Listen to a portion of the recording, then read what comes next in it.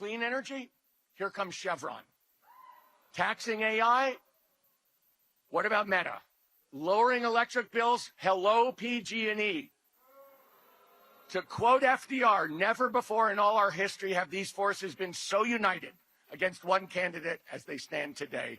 They are unanimous in their hate for me, and I welcome their hatred. But here's the thing. Their spending wasn't personal. It wasn't about who I am. It was about what the corporations believed I could do. For the corporations, elections are always about policy. For the corporations, politics isn't about parties, it's about profits. They do not think in red and blue teams. They think in red and black ink. They think in dollar signs and balance sheets. Their priorities and decisions have proved soulless. They're totally unconcerned with the well-being of working people, with the health of our democracy, with the very concept of justice. They will support who and whatever they have to in order to usher in a future that is beneficial to their bottom lines. It's why they uniformly back Trump. It's why they uniformly oppose progressives, and none of that was unique to this race. Here they were just especially brazen, because here they were especially scared. The dollar amounts are different, but in elections everywhere, the principle is the same. You want to fight for working people at the expense of corporate profits? Watch corporations do everything in their power to stop you. Usually they try harder to hide what they're doing. And usually they're confident that if they spend enough, whoever's threatening their profits will be forced to back down and go away.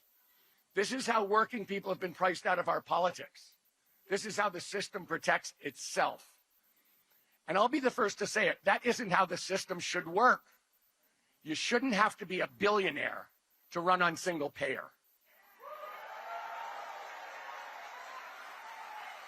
Or to challenge monopolies, or to call out a corrupt system when you see it.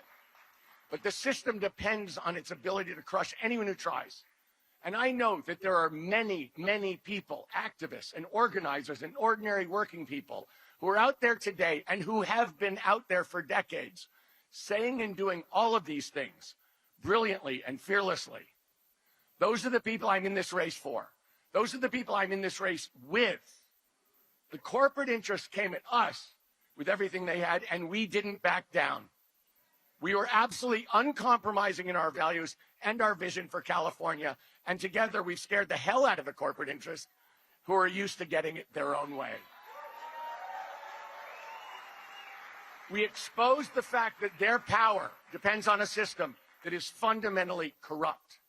We showed with clarity and conviction that we do not have to accept the system they've built as inevitable.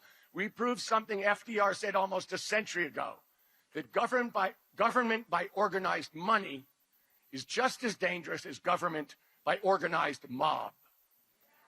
And we showed that a better California is possible, and that we know what it looks like, and we know how we'll get there together, day by day, vote by vote.